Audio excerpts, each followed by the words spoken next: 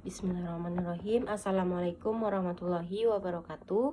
Perkenalkan, nama saya Putri Kunanti, NIM 2121185.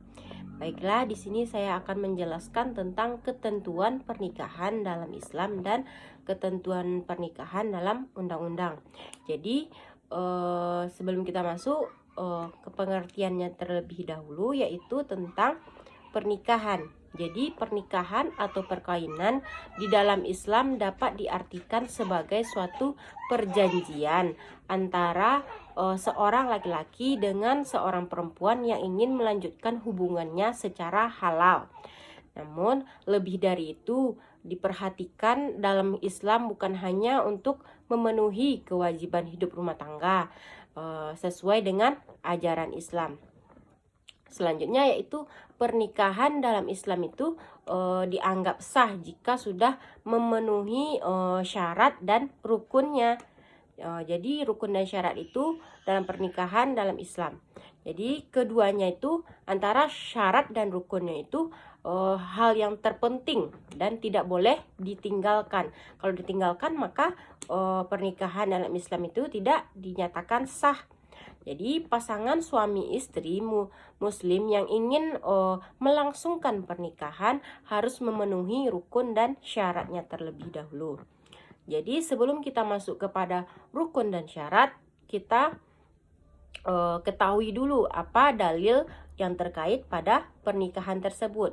Di belakang sudah saya tampilkan, yaitu dalil terkait pada pernikahan, yaitu pada surat Az-Zariyat ayat 49 yang berbunyi Bismillahirrahmanirrahim.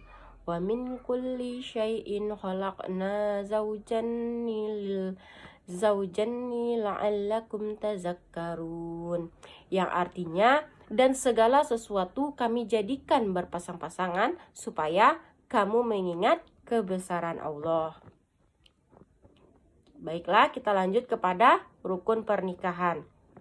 Jadi, rukun pernikahan dalam Islam itu setidaknya terdapat 5 rukun yang wajib dipenuhi oleh calon mempelai laki-laki maupun mempelai perempuan.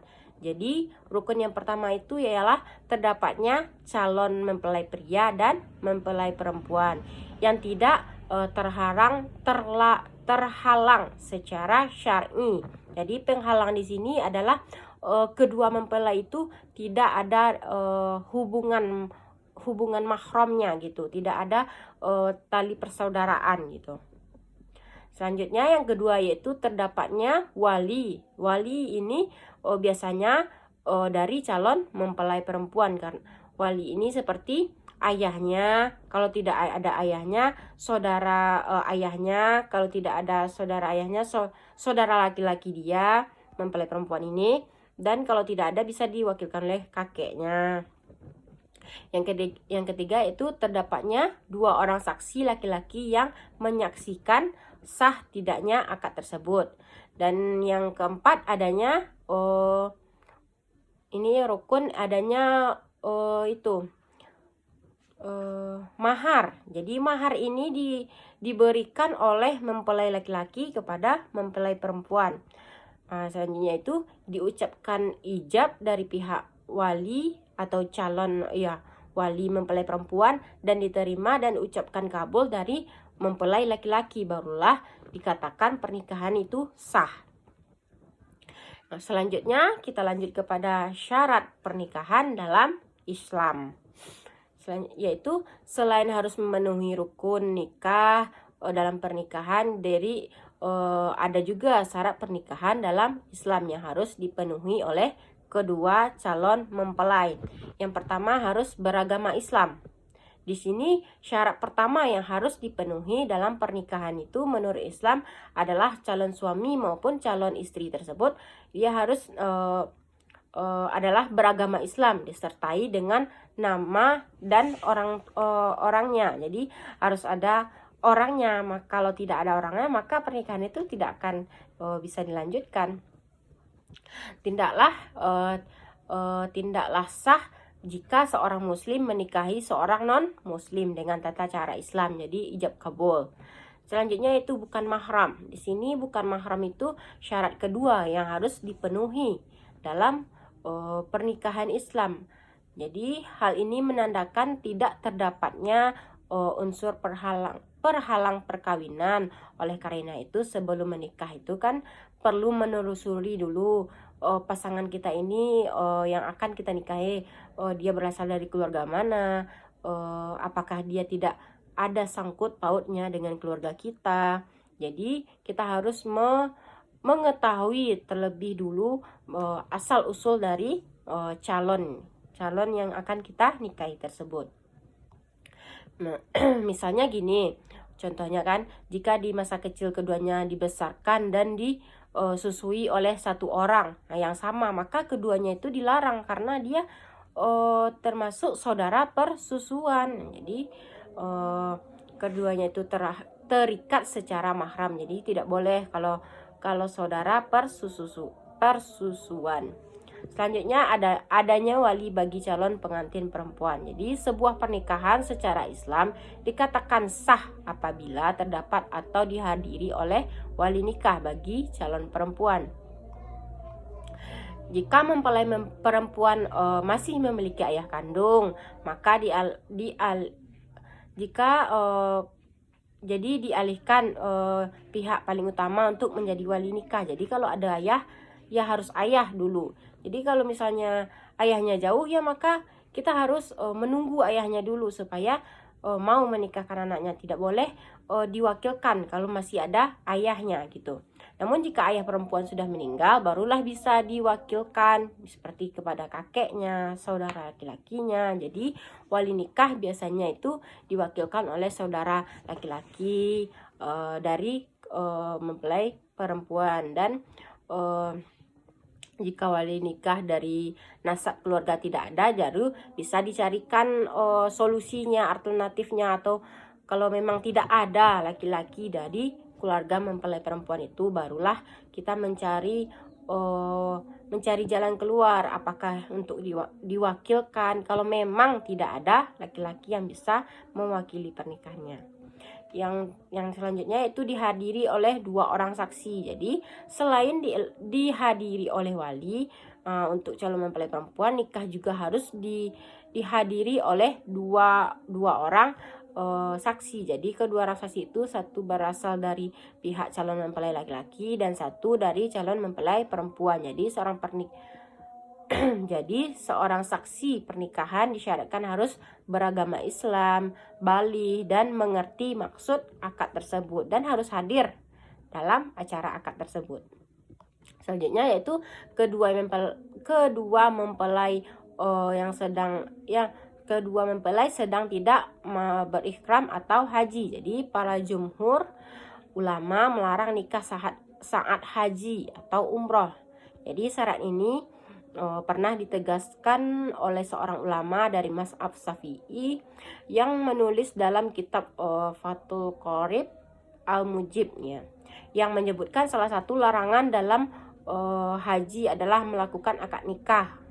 Jadi maupun menjadi wali dalam pernikahan. Selanjutnya tidak ada paksaan. Jadi terakhir syarat dari pernikahan ini adalah tidak adanya paksaan dari salah satu pihak kepada pihak yang lain. Jadi kedua belah pihak itu saling setuju, saling ridho, saling menyukai dan mencintai dan sepakat untuk menikah.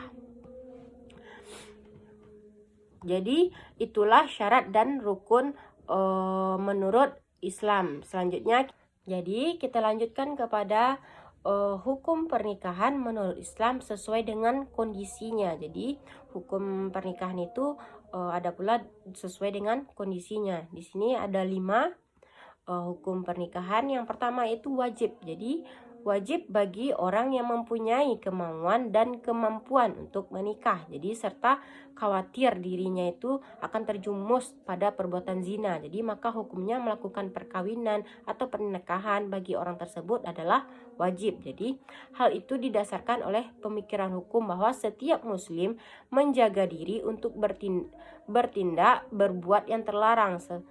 Jadi seseorang dikatakan wajib itu menikah apabila pertama pertumbuhan jasmani dan rohaninya sudah sempurna. Yang kedua, baik dalam seksual dan perekonomiannya. Yang ketiga, seorang yang takut terjerumus dalam hal yang diharamkan Allah Subhanahu wa taala. Yang keempat, memiliki kemampuan membayar mahar dan seluruh nafkah perkawinan. Yang selanjutnya yaitu sunnah. Di sunnah di sini orang yang telah mempunyai kemauan dan kemampuan untuk melangsungkan perkawinan, tetapi kalau tidak kawin tidak khawatir akan perbuatan zina, karena hukum melakukan perkawinan bagi orang tersebut adalah sunnah. Jadi pernikahan dianggap sunnah di sini dilakukan apabila yang pertama seseorang yang mencapai kedewasaan jasmani dan rohani, dan kedua terdorong hatinya untuk kawin, dan ketiga mampu dalam segi finansial, sehat lahir dan batin, merasa aman dari kekejian yang diharamkan oleh Allah Subhanahu wa taala, dan tidak takut berbuat buruk terhadap wanita yang dinikahinya. Dan selanjutnya ada haram. Jadi ada pula hukumnya haram pernikahan ini. Jadi pernikahan haram hukumnya bagi orang-orang yang tidak mempunyai keinginan, kemampuan, serta tanggung jawabnya untuk melaksanakan kewajiban dalam rumah tangga. Jadi apabila berlangsungnya perkawinan tersebut berpotensi melantarkan dirinya, istrinya, kalau ada anak melantarkan anaknya, maka hukumnya melakukan pernikahan itu adalah haram. Jadi pernikahan bisa menjadi haram apabila seseorang itu tahu bahwa dirinya tidak mampu melakukan. Jadi dia terpaksa menikah. Jadi dia tahu dia tidak mampu, tapi dia paksakan dirinya untuk menikah gitu. Dan selanjutnya tidak ada sumber penghasilan dan tidak untuk menafkahi keluarga. Nanti dia tidak ada punya kerja, dia pengangguran. Jadi dia mau nikah, nanti dia tidak bisa menafkahi keluarganya.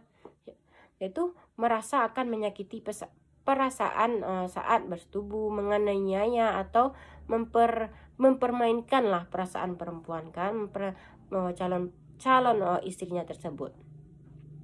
Selanjutnya yaitu mubah. Mubah di sini seseorang dalam kondisi stabil, tidak cemas akan terjerumus kepada zina dan zalim atau membahayakan pasangannya jika tidak menikahi. Jadi tidak ada pula dorongan maupun hambatan untuk melakukan atau meninggalkan pernikahan. Dalam keadaan ini hukum menikah bagi seseorang tersebut yakni boleh atau mubah. Yang artinya tidak berdosa dan tidak pula berpahala apabila dilakukan. Dan yang terakhir yaitu makruh bagi orang yang mempunyai kemampuan untuk melakukan perkawinan, tetapi orang tersebut tidak mempunyai penghasilan serta tidak mampu memenuhi kebutuhan batiniahnya. Jadi sementara calon istrinya itu rela dan memiliki harta cukup untuk menghidupi mereka. Jadi dengan kondisi seperti ini maka hukum pernikahan dalam Islam dipandang makruh, yakni tidak dianjurkan dan tidak disukai. Jadi selanjutnya yaitu undang-undang perkawinan, yaitu terkandung pada Undang-Undang Nomor 1 Tahun 1974. Jadi bahwa menurut undang-undang tersebut suatu perkawinan bukanlah sekedar merupakan perjanjian antara suami istri, jadi melainkan ikatan lahir batin yang suci dengan tujuan yang membentuk rumah tangga atau keluarga yang bahagia berdasarkan ketuhanan yang Maha Esa. Selanjutnya yaitu dalam undang-undang perkawinan tersebut nomor 1 tahun 1974, perjanjian perkawinan didapati dalam bab 4 berisi satu pasal, yaitu pasal 29. Jadi salah satu azas yang terkandung dalam undang-undang ini terkait dengan perjanjian perkawinan adalah hak dan kedudukan suami istri yang seimbang. Jadi dalam pernikahan tersebut sudah dijelaskan bahwanya pernikahan tersebut bukanlah hanya untuk ikatan lahir dan batin saja antara seorang pria dengan wanita sebagai suami istri, tetapi juga mempunyai tujuan untuk membentuk keluarga atau rumah tangga yang bahagia dan kekal berdasarkan ketuhanan yang Maha Esa. Nah, itulah ketentuan pernikahan menurut Islam dan ketentuan pernikahan menurut undang-undang. Jadi pernikahan itu juga mempunyai tujuan, yaitu membuat keluarga kita tujuannya yaitu supaya kita berumah tangga supaya kekal bahagia dan selamat dunia akhirat. Dan tujuan dari pernikahan yang dilakukan itu supaya terciptanya keluarga yang sakinah, mawadah, dan warohmah. Mungkin hanya itu penjelasan materi dari saya. Apabila ada kesalahan, saya mohon maaf dan saya sudahi dengan Assalamualaikum warahmatullahi wabarakatuh.